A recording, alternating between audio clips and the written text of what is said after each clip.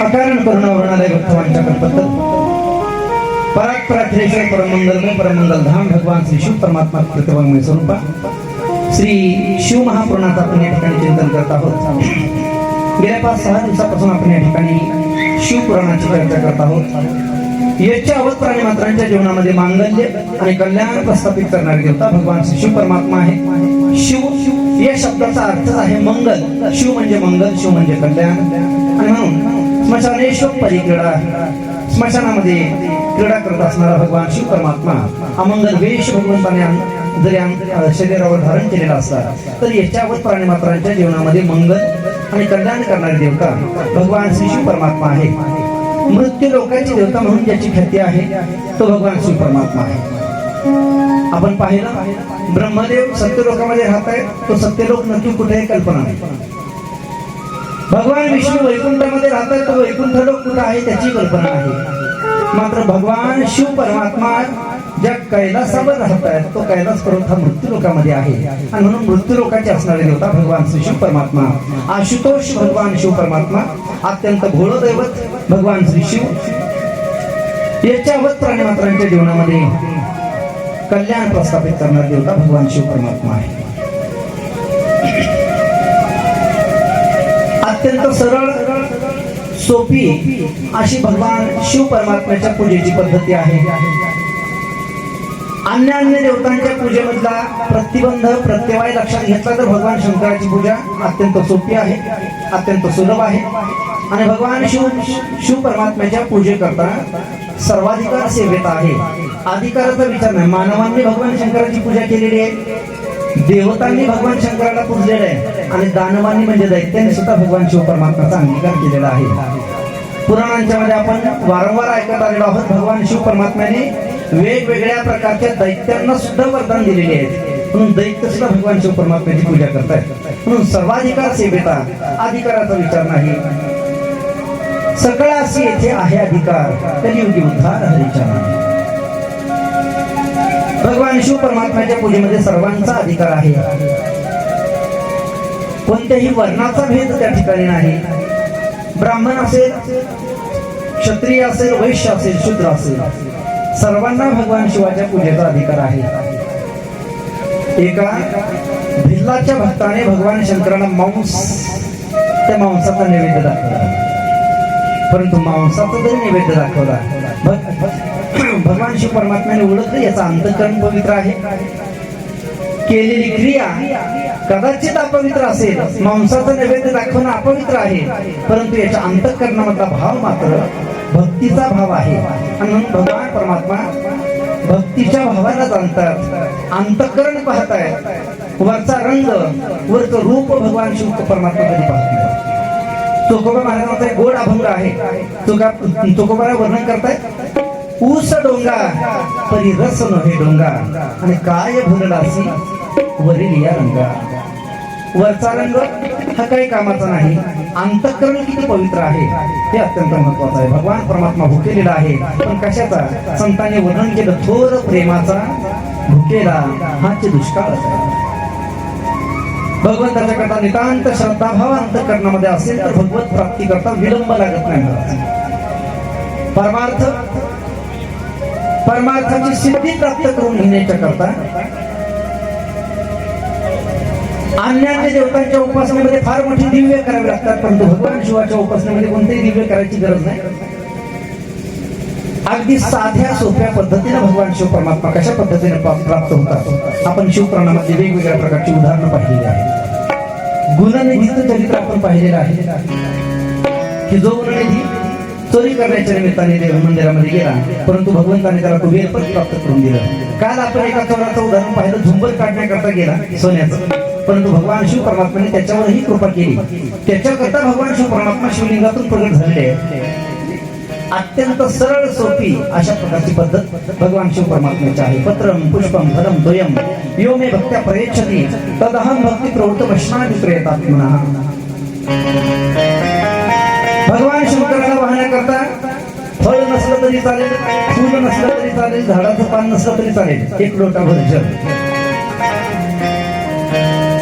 अगदी सर्वत्र मुबलक प्रमाणामध्ये मिळणारं पाणी त्या पाण्याने अभिषेक भगवान शिव परमात्म्याला केला. आणि एक सांगू का, भगवान शंकराला पाण्यासारखं दुसरं प्रिय काहीच नाही. पाणी फार आवडतं मला भगवान शिव परमात्मा. आळंदीच्या जवळ भीमाशंकर नावाचं ज्योतिर्लिंग आहे. बरेचसे मंडळी भीमाशंकरला गेले असते. कदाचित आळंदी पंढरपूरच्या यात्रेच्या निमित्ताने लोक जातात. मग ते जवळ भीमाशंकर असल्यामुळे तो कधी भीमाशंकरही पाहतात. भीमाशंकर ज्योतिर्लिंग उंचावर आहे महाराज. समुद्र सपाटीपासून शिवलिंग खाली आहे, खाली जावं लागतं उतरावं. मात्र त्याची स्थिती उंचावर आहे, उच्च स्थानावर ते शिवलिंग आहे. समुद्र सपाटीपासून फार उंच आहे. भीमाशंकर हे ठिकाणच उंच आहे. भगवान शिव परमात्मा ज्या वेळेला ज्योतिर्लिंग त्या ठिकाणी भगवंताने आपलं प्रगट केलं आणि भगवान शिव परमात्मा पार्वतीच्या तपश्चर्येच्या माध्यमातून भीमाशंकर या ठिकाणी प्रगट झाले. उपस्थित होतात परमात्मा, पण भगवंत उपस्थित प्रगट झाल्याच्या बरोबर शंकराने पाहिलं आजूबाजूला तर तिथं पाण्याचा तपास नाही महाराज. फार उंच ठिकाण असल्याच्यामुळे पाणी नाही. नंदी होता जवळ. नंदीच्या पाठीवर थाप मारली भगवान शिव परमात्म्याने आणि नंदीला सांगितलं, नंदी इथूनच जवळ एक जुनाट शिवपीठ आहे ज्याला आळंदी म्हणतायत, त्या आळंदीमध्ये जा म्हणतात. आणि आळंदीमध्ये जाऊन तिथं असणारे जे काही तीर्थ आहे त्या सगळ्या तीर्थांच्या मध्ये अत्यंत उत्तम असणारं तीर्थ माझ्याकडे घेऊन या. नंदी तिथून निघाला महाराज. कुठून? भीमाशंकरहून नंदी निघालेला आहे, आळंदीला आला आणि तिथल्या असणाऱ्या सगळ्या तीर्थांच्या मध्ये श्रेष्ठ तीर्थ नंदीनं पाहिलं. ते श्रेष्ठ असणारं तीर्थ म्हणजे भीमा नावाचं तीर्थ आहे. ते भीमा नावाचं तीर्थ नंदीनं तिथून उचललं आणि भीमाशंकरवर तो घेऊन गेला महाराज. तिथं गेल्यानंतर भगवान परमात्म्याने त्या तीर्थाच्या माध्यमातून स्नान केलं आणि भगवंताने स्नान केल्याच्या नंतर जे पाणी परमात्म्याच्या शरीराला स्पर्श करून खाली पडत आहे त्या पाण्याला अनुसरून एक झरा फुटला गेला आणि तिथंच उगम झाला. कशाचा? भीमा नदीचा. भीमा नदीचा उगम तिथं झालेला आहे. आणि तीच भीमा वाहत वाहत वाहत वाहत कुठं आली? पंढरपूरला. पंढरपूरला कोणतं तीर्थ आहे? भीमा तीर्थच आहे ना. तीच नदी पंढरपूरला वाहत आलेली आहे. म्हणजे पंढरपूरचं असणार जे मूळ तीर्थ आहे ते मूळ तीर्थ कुठलं आहे? आळंदीचं. भगवान शिव परमात्म्याला पाणी हे अत्यंत प्रिय आहे. पाण्याशिवाय भगवान शिव परमात्मा राहू शकत नाहीत का? त्याचं कारण आहे, ज्या वेळेला हलाहल नावाचं विष भगवंताने प्राशन केलं त्यावेळेला शंकराच्या पूर्ण शरीराचा दाह व्हायला लागला आणि तो दाहशमन होण्याकरता भगवान शिव परमात्म्याने पाण्याचा स्वीकार केला. पाण्यानेही तो दाह शांत होत नाही. हे भगवंताने ज्या वेळेला पाहिलं त्यावेळेला वासुकी नावाचा सर्प बोलवला गेला आणि त्या सर्पाला आपल्या गळ्याच्या भोवती भगवान परमात्म्याने गुंडाळलेला आहे की त्या सर्पा, कारण सर्प हा थंड रक्ताचा प्राणी आहे. सर्पाला जर हात लावला कधी तर त्याचं शरीर थंड असतं आणि म्हणून भगवान शिव परमात्म्याने आपल्या गळ्याच्या भोवती मानेच्या भोवती तो सर्प, त्या सर्पाचं वेष्टन करून घेतलेला आहे. चितेपासून प्राप्त होणारे जे भस्म आहे त्या भस्मामध्ये शीतलता आहे म्हणून भगवान शिव परमात्म्याने ते भस्म आपल्या सर्वांगाला लपेटून घेतलेला आहे. तरीही भगवान शिव परमात्म्याच्या शरीराचा दाह ज्या वेळेला शांत होत नाही ना त्यावेळेला भगवंताने हत्तीचं कातडं पांघरलं महाराज. कशाचं? हत्तीचं कातडं भगवान परमात्म्याने पांघरलेलं आहे. त्याला गजचर्म म्हणताय.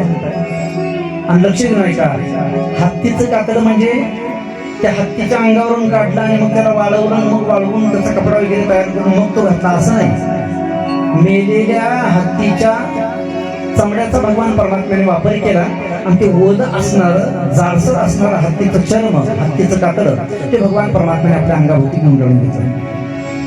तरीही दाह शांत झाला नाही म्हणून व्याघ्र चर्म, वाघाचंही कातडं भगवान शिव परमात्मा आपल्या अंगावर पांघरतात पण तरीही दाह शांत होत नाही महाराज. काय काय काय काय उपाय केले भगवंताने. शरीराचा दाह काही केल्या शांत होत नाही कारण हलाहल नावाचा विषय अत्यंत भयंकर आहे. भगवान परमात्म्याने आणखी एक केलं. काय? भगीरथ नावाच्या राजाने जो रघुवंशामध्ये होऊन गेलेला आहे त्या भगीरथ नावाच्या राजाने आपल्या पूर्वजांच्या उद्धाराकरता 60,000 सगळे पुत्रांच्या उद्धाराकरता स्वर्गामध्ये असणाऱ्या गंगेची तपश्चर्या केली, प्रार्थना केली आणि गंगा या मृत्यूलोकामध्ये प्रगट व्हावी अशी अपेक्षा त्याने निर्माण केलेली आहे. त्या भगीरथाने अथक अशा प्रकारचा परिश्रम केला आणि गंगेने अभिवचन दिलं, मी नक्की खाली येते, मी मृत्यूलोकावर येईल, 60,000 सगळ्या पुत्रांचा उद्धार करण्याकरता मी नक्की पृथ्वीवर येईल. पण अडचण अशी आहे की मी जर स्वर्गातून खाली आले ना तर पृथ्वीवर पडल्याच्या बरोबर पृथ्वीचं भेदन करून मी पाताळामध्ये निघून जाईल, कारण माझा प्रवाह फार मोठा आहे, माझी गती फार विचित्र आहे. या माझ्या गतीला, माझ्या वेगाला धारण करणारं कोणीतरी पाहिजे. आणि मग भगवान शिव परमात्म्याची प्रार्थना केली गेली. भगवंताला तेच पाहिजे होतं, शरीराचा दाह आधीच होत होता. भगवंताने आपल्या जटेचं मुख उघडं केलं आणि त्या जटेमध्ये गंगेने प्रवेश केला महाराज.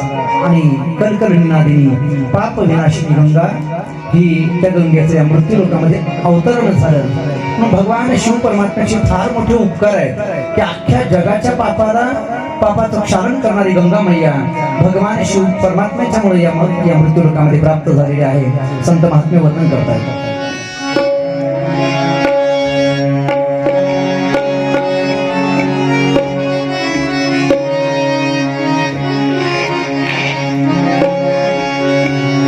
जहाँ से प्रगट भई गंगा, कलुष कलिहारी श्री गंगा, स्मरणते हो तो मोह गंगा,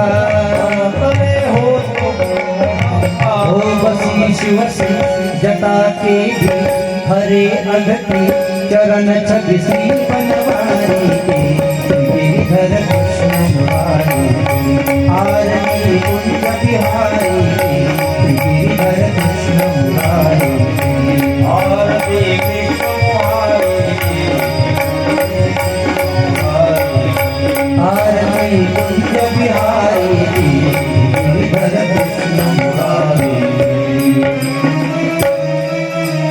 जहाँ से प्रगट भई गंगा, कलुष कलिहारी श्री गंगा, स्मरणते होत मोह भंगा, बसी शिव शेष जटा के बीच हरे अगति चरण छवि श्री बनवारी की श्री गिरिधर कृष्ण मुरारी की आरती कुंज बिहारी की श्री गिरिधर कृष्ण मुरारी की.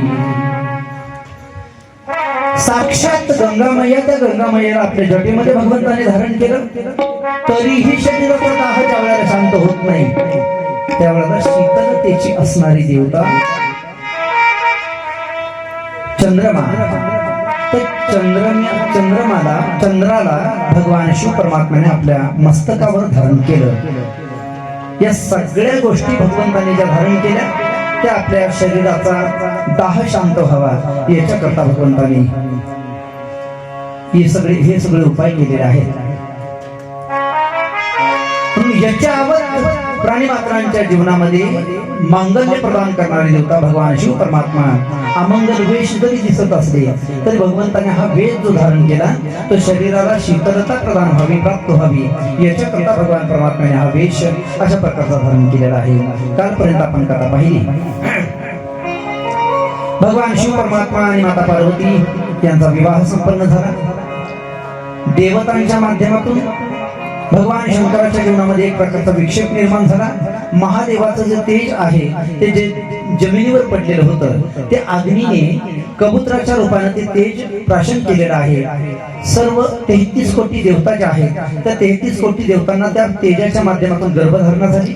भगवान परमात्म्याच्या सांगण्यावरून त्यांनी वमन केलं, उलटी केली आणि ते जे तेज आहे ते कृतिकांच्या माध्यमातून, सप्तर्षीच्या पत्न्यांच्या माध्यमातून त्यांनाही गर्भधारणा झाली. त्यांनीही त्या वेळेला तेजाचं वमन केलं. त्यावेळेस तेज एका बालकाच्या रूपामध्ये परिवर्तित झालेलं आहे आणि तो बालक, त्या बालकाला 6 कृतिकांनी सांभाळ केला. 6 जणींना माता म्हणून या कार्तिक स्वामीने, स्कंद भगवंताने 6 मुख त्यांच्या ठिकाणी निर्माण झालेले आहेत. त्यांना शरानन म्हणतात. आणि काल आपण या कार्तिक स्वामीच्या जन्माचा प्रसंग पाहिला. कार्तिक स्वामी तारकासुराच्या वधाकरता त्यांची उत्पत्ती आहे. अत्यंत मदोन्मत्त असणारा तारकासूर, त्या तारकासुराचा वध करण्याकरता कार्तिक स्वामींचा अवतार आहे. त्याच्यानंतर भगवान श्री गणेशजीची सुद्धा या मृत्यूलोकामध्ये आविर्भूती झालेली आहे. काल आपण तारकासुराच्या वधाचाही प्रसंग पाहिलेला आहे. 33 कोटी देवता ब्रह्मा विष्णू महेश यांनी ज्याच्या समोर हात टेकलेले आहेत, तो मदोन्मत्त असणारा तारकासूर नावाचा दैत्य कोणाच्याही जेवणाला आठवत नाही. त्यावेळेला सगळ्या देवतांच्याकडून वेगवेगळ्या प्रकारचा आशीर्वाद आणि वेगवेगळ्या प्रकारच्या अस्त्र शस्त्र प्रदान करून घेतल्याच्या नंतर कार्तिक स्वामीच्या माध्यमातून या तारकासूर नावाच्या महाबलाढ्य दैत्याचा कार्तिक स्वामीजींनी अंत केलेला आहे, नाश केलेला आहे. सुंदर अशा प्रकारची बाललीला कार्तिक स्वामी त्या ठिकाणी करतायत. एक दिवस माता पार्वती आणि भगवान शिव परमात्मा एकांतामध्ये बसलेले आहेत. भगवान शंकराच्या डाव्या मांडीवर माता पार्वती विराजमान आहे आणि भगवान शिव परमात्मा ज्ञानामृत पान करत आहेत. पार्वती माता ही श्रवण करत आहे.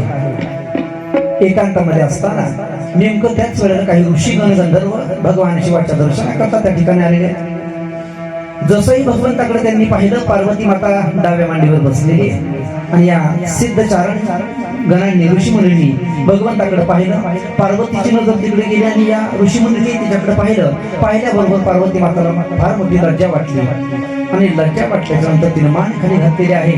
ते ऋषीमुनी तिथून निघून गेले आणि पार्वती मातेला मात्र कर्मेना त्या दिवशी पार्वती माता विचार करते की हे असं व्हायला नव्हतं पाहिजे. एकांतामध्ये आम्ही दोघं असताना हे ऋषीमुनी इथं आले, त्यांनी आम्हाला पाहिलं. यद्यपि त्यांच्या अंतःकरणामध्ये कोणता विकार नाही निर्माण झाला, तर साधू ऋषी संत महात्मे त्यांच्या अंतःकरणामध्ये कोणत्याही प्रकारचा विकार जरी निर्माण नाही झाला तरी सुद्धा ही घटना, हा प्रसंग अत्यंत वाईट आहे, असं परत व्हायला नाही पाहिजे. एकांतामध्ये मी असताना अंतःपुरामध्ये कोणी येऊ नये याच्याकरता काही ना काहीतरी व्यवस्था, काही ना काहीतरी सोय आपल्याला नक्की लावली पाहिजे, असा विचार पार्वती माता करते. आणि भगवान श्री गणेशाच्या उत्पत्ती करता हाच प्रसंग अशा प्रकारचा कारणीभूत झालेला आहे. म्हणून आपण थोड्याच वेळामध्ये या ठिकाणी भगवान श्री गणेशाचा जन्मोत्सव साजरा करणार आहोत. मूर्ती ज्या वेळेला परिपूर्ण झालेली आहे, अत्यंत सुंदर अशा प्रकारचं ते बालक पाहिलं आणि पार्वती मातेला अंतःकरणामध्ये इच्छा निर्माण झाली की असाच बालक मला पाहिजे होता, असाच बालक माझा पाहिजे होता. आणि त्यावेळेला भगवान शिव परमात्म्याच्या कृपेने त्या बालकाच्या मध्ये प्राणसंचार झालेला आहे आणि सुंदर अशा प्रकारचा तो बालक पार्वती मातेच्या जवळ मैया मैया करत ज्या वेळेला येऊ लागला, पार्वती माता अत्यंत आनंद विभोर झालेले आहे. त्या बालकाला घट्ट दृढ अशा प्रकारचा आलिंगन पार्वती मातेने दिलेले. बालक बोबड्या बोबड्या भाषेमध्ये पार्वती मातेला म्हणत आहे, मैया मी कोण आहे आणि माझी उत्पत्ती कशा करता आहे. पार्वती मातेला सांगितलं, म्हणजे बाळा तू माझा पुत्र आहेस, मी तुला निर्माण केलेला आहे, मी तुझी निर्मात्री आहे, जननी आहे. आणि एक गोष्ट लक्षात ठेव, या पूर्ण कैलासामध्येच काय, परंतु अख्ख्या या त्रिभुवनामध्ये माझा असं दुसरं कोणी नाही, तू माझा आहेस, तू माझा पुत्र आहेस आणि मी तुझी माता आहे. तेवढा शब्द महाराज त्या बालकाच्या ध्यानामध्ये बसलेला आहे. माझ्याकरता काही आज्ञा. पार्वती मातेने सांगितलं, बाळा मी आता स्नानाकरता चाललेली, दरवाजावर तू उभं राहायचंस आणि दरवाजावर उभं राहिल्याच्या नंतर या कैलास लोकामध्ये कोणीही आल्याच्या नंतर माझ्या परवानगीशिवाय, माझ्या आज्ञेशिवाय कोणालाही आत सोडायचं नाही. भव्य दिव्य असा तो दरवाजा आहे. त्या दरवाजाच्या ठिकाणी हा बालक जो आहे हातामध्ये एक दंड धारण केला आणि दंड धारण करून हा दिव्य बालक त्या ठिकाणी त्या दरवाजावर पहारा देत आहे. तेवढ्यामध्ये महाराज नंदीचं त्या ठिकाणी आगमन झालं. नंदीनं पाहिला हा बालक कोण आहे, आजपर्यंत याला कैलासावर कधी पाहिलं नाही, पहिल्यांदाच याला पाहिलेलं आहे, कोण असेल म्हणून जवळ आलेले आहे. त्याचं स्वरूप पाहिलं, अत्यंत गोलमटोल अशा प्रकारचा चेहरा आणि तुंदील तनू, अत्यंत सुंदर दिसायला असा असणारा मुक्त असणारा तो बालक पाहिला. आनंद वाटला नंदीला आणि नंदी विचारत आहे, बाळा कोण आहेस तू, इथं काय करायला लागलास, म्हणजे या दरवाजावर तुझ्या हातामध्ये दंड आहे आणि दरवाजामध्ये काय करत आहेस. त्या बालकाने सांगितलं, माझी मैया आहे आत, तिचं स्नान चाललेलं आहे, दरवाजावर रक्षण करण्याकरता मी या ठिकाणी उभा आहे. माझ्या आईच्या माझ्या मातेच्या आज्ञेशिवाय मी कोणालाही आत सोडणार नाही. नंदी हसायला लागला. नंदीने सांगितलं, बाळा तू नवीन आहेस, तुला माहिती नाही मी कोण आहे, तुला परिचय नाही, मी नंदी आहे. त्या बालकाने सांगितलं, म्हणे तुम्ही नंदी आहात, कोणी आहात, मला त्याच्याशी काही घेणं देणं नाही. माझ्या आईची माझ्या मातेची आज्ञा नाही, तुम्हाला मला आत सोडता येणार. पुन्हा नंदी हसलेले आहेत आणि त्या बाळाला ते म्हणतात, बाळा तुला खरंच कल्पना नाही मी कोण आहे. मी भगवान शंकराचं वाहन आहे, नंदी आहे. त्यांच्यासारखाच अधिकार माझा या ठिकाणी, मला इथं कोणी अडवत नाही कैलास पर्वतावर. आज पहिला प्रसंग आहे, पहिली वेळ आहे की तुझ्यासारख्या एका लहान बालकाने मला या ठिकाणी या कैलास पर्वतावर अडवलेला आहे. बालकाने सांगितलं, म्हणजे माझ्या मातेची तशी आज्ञा आहे, काही केलं तर मला आज मला सोडता येणार. नंदीने डोळे थोडेसे मोठे केले, भेदरवण्याचा प्रयत्न केला, परंतु तो बालक आडीक आणि अटल त्या दरवाजावर उभा असलेला पाहिला आणि युद्धाच्या पावित्र्यामध्ये नंदी आलेले आहेत. आता मात्र हळूहळू त्या बालकाचा त्यांना राग यायला लागला आणि त्या बालकाच्या अंगावर जसंही नंदी धावून गेले, लक्ष देऊ नये का, नंदी ज्या वेळेला त्या बालकाच्या अंगावर धावून गेले ना, हातामध्ये दंड होता त्या बालकाच्या हातामधल्या दंडाने एकच प्रहार केला. एक प्रहार केल्याबरोबर उलटा पलटा होत होत नंदी भगवान शंकराच्या चरणाजवळ गेले.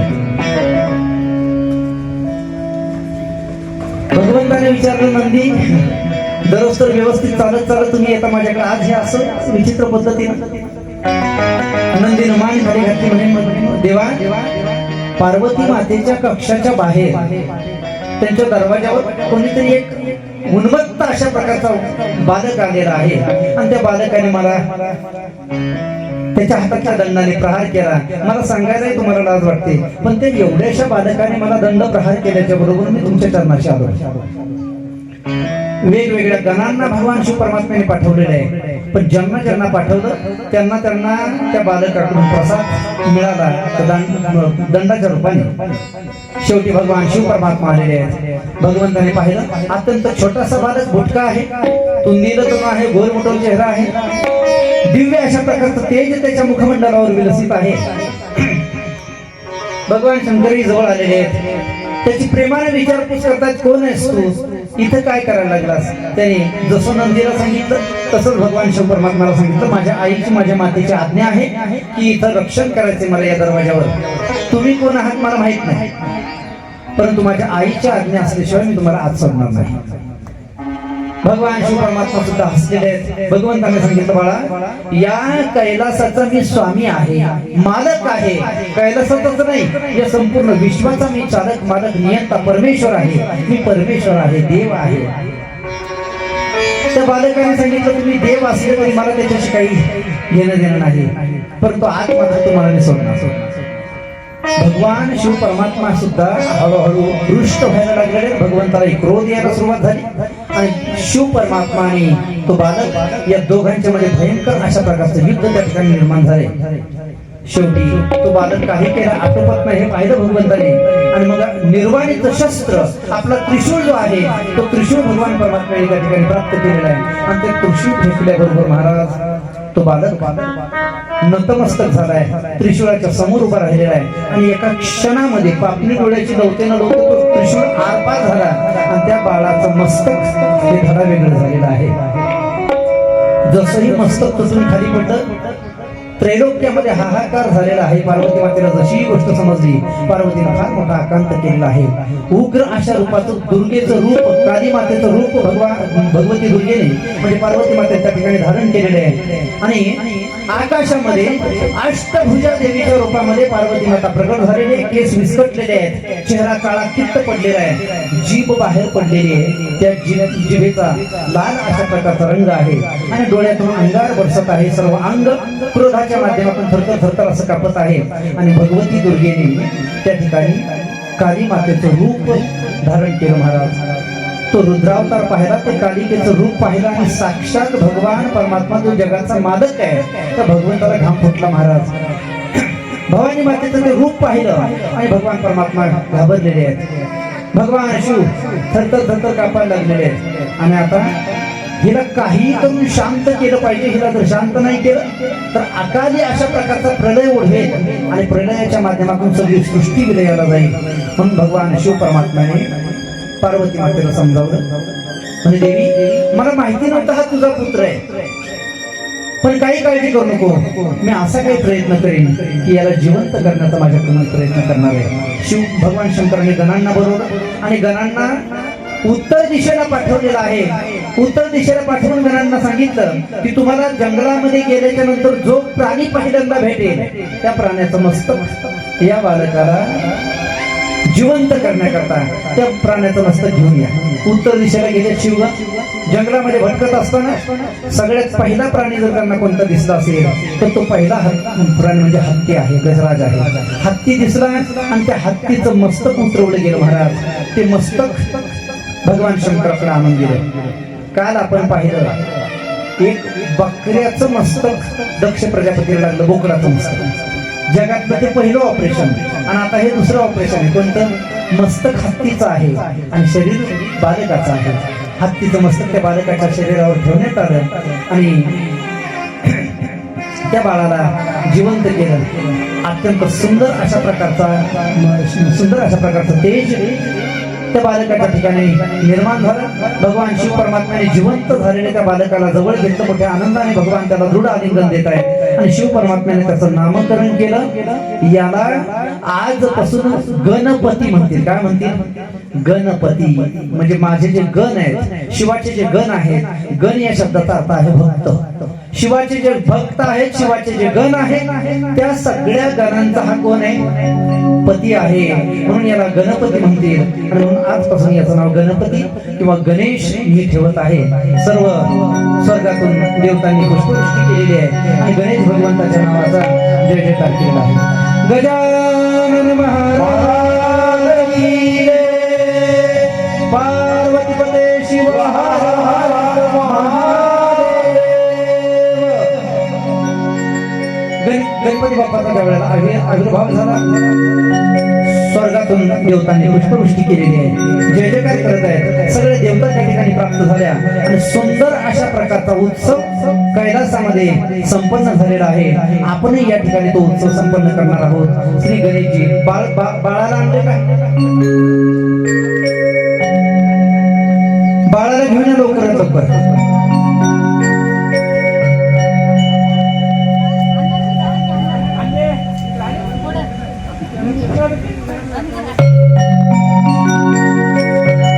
गणेश जन्माकरता लवकरात लवकर बाळाला मंडपामध्ये घेऊन या.